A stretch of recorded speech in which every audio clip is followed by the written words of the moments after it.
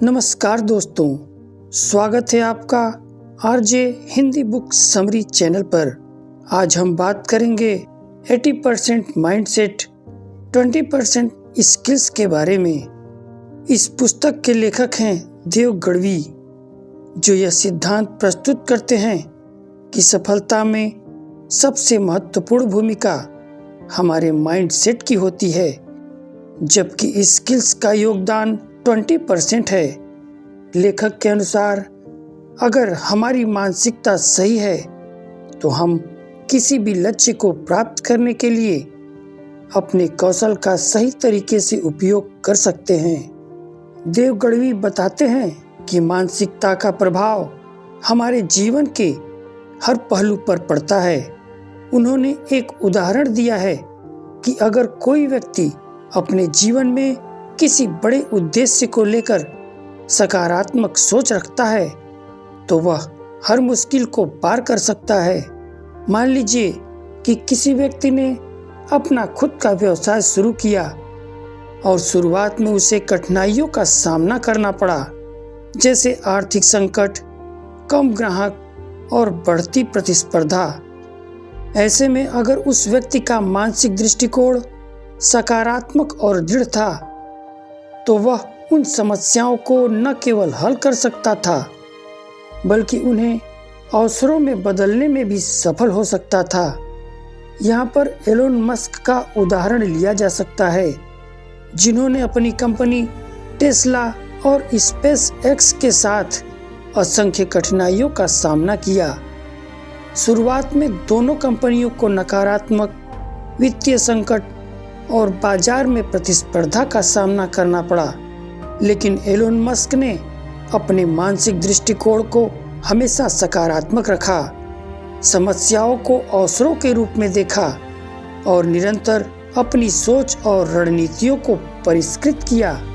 उन्होंने आर्थिक संकटों को निवेशकों को आकर्षित करने का मौका बनाया और प्रतिस्पर्धा को एक अवसर के रूप में लिया, जिससे आज टेस्ला दुनिया की सबसे मूल्यवान इलेक्ट्रॉनिक कार निर्माता कंपनी बन गई। यह उदाहरण साबित करता है कि अगर किसी व्यक्ति का मानसिक दृष्टिकोण सही दिशा में है तो वह किसी भी संकट को नई दिशा में बदल सकता है।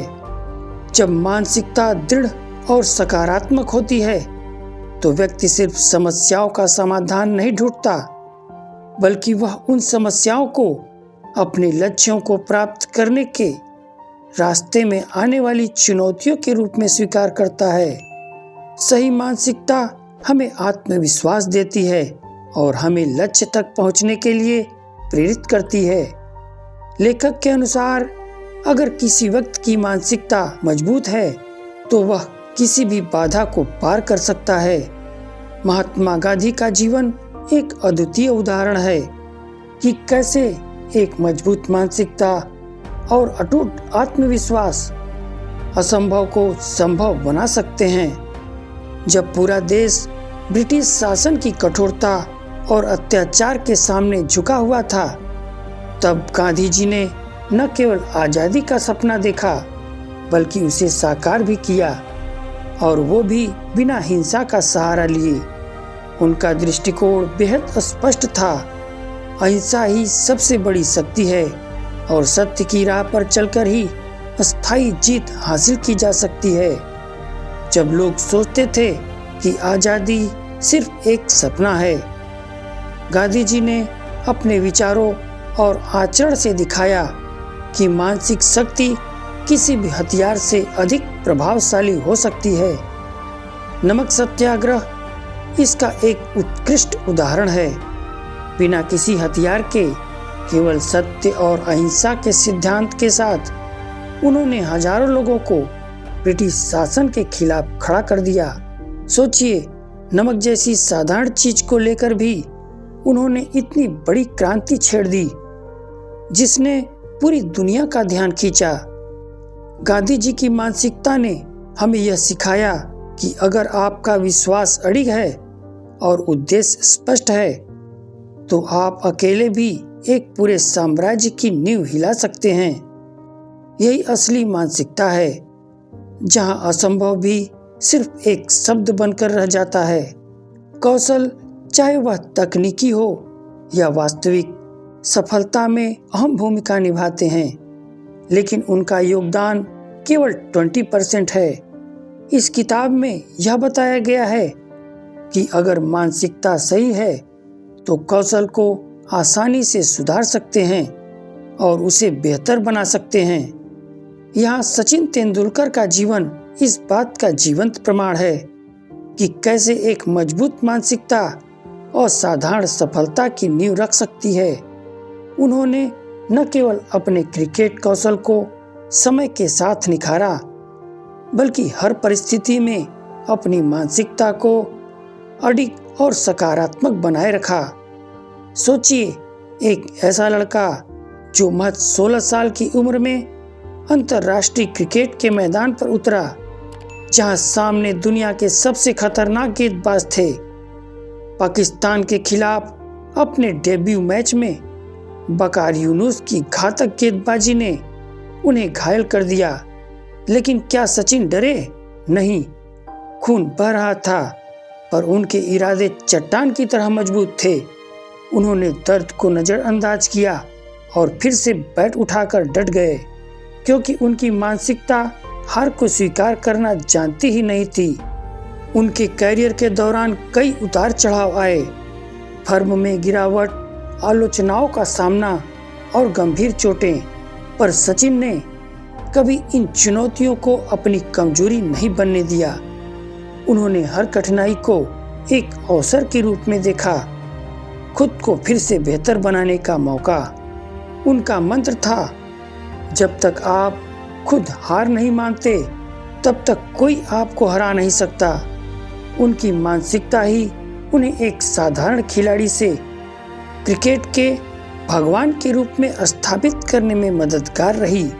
सचिन तेंदुलकर की कहानी हमें सिखाती है कि असली जीत मैदान पर नहीं, बल्कि दिमाग और दिल में होती है। यही है मानसिकता की असली ताकत। सफलता के लिए आत्मविश्वास और सकारात्मक सोच बहुत आवश्यक है। अगर हमारे अंदर आत्मविश्वास और उत्साह है, तो हम अपनी राह में आने वाली किसी भी मुश्किल का सामना कर सकते हैं। डॉक्टर एपीजे अब्दुल कलाम का जीवन इस बात का प्रेरणादायक उदाहरण है कि कैसे एक साधारण पृष्ठभूमि से आने वाला व्यक्ति अपनी मजबूत मानसिकता और अटूट आत्मविश्वास के बल पर असाधारण ऊंचाइयों तक पहुंच सकता है। रामेश्वरम के एक छोटे से गांव में जन्मे कलाम साहब के पास न तो धन था, न ही बड़े संसाधन, लेकिन उनके पास था एक सपना, आसमान को छूने का और उसे हकीकत में बदलने का जज्बा। बचपन में उन्होंने अखबार बेचने का काम किया ताकि अपने परिवार की मदद कर सकें। सोचिए, एक ऐसा लड़का जो सुबह सुबह अखबार बांटता था, वही आगे चलकर भारत के मिसाइल कार्यक्रम का मिसाइल मैन बन गया और देश के सर्वोच्च पद राष्ट्रपति तक पहुंचा। क्या यह सिर्फ पढ़ाई या कौशल से संभव था? बिल्कुल नहीं। यह उनकी अडिग मानसिकता और कभी हार न मानने वाले रवैये का नतीजा था। जब SLV-3 मिशन पहली बार असफल हुआ तो कई लोग निराश हो गए, लेकिन डॉक्टर कलाम ने हार नहीं मानी। उन्होंने कहा, असफलता खत्म नहीं है, यह तो सफलता की दिशा में एक और प्रयास का मौका है। उन्होंने अपनी टीम का हौसला बढ़ाया, गलतियों से सीखा और अगली बार वही मिशन सफलतापूर्वक पूरा किया। यही मानसिकता का जादू है, जहां सफलता अंत नहीं बल्कि नई शुरुआत बन जाती है। डॉक्टर कलाम का जीवन हमें यह सिखाता है कि अगर आपके सपने बड़े हैं और आपकी सोच उनसे भी बड़ी है, तो दुनिया की कोई भी ताकत आपको सफल होने से नहीं रोक सकती। सपने वो नहीं जो आप सोते वक्त देखते हैं, सपने वो हैं जो आपको सोने नहीं देते। यही है असली मानसिकता की शक्ति। देव गढ़वी बताते हैं कि लक्ष्य निर्धारण और उसे प्राप्त करने की योजना बनाना अत्यंत आवश्यक है। जब हमारी मानसिकता सही होती है तो हम अपने लक्ष्य को सही दिशा में निर्धारित कर सकते हैं। रतन टाटा का जीवन इस बात का शानदार उदाहरण है कि कैसे एक दूरदर्शी सोच और मजबूत मानसिकता किसी भी संगठन को नई ऊंचाइयों तक पहुंचा सकती है।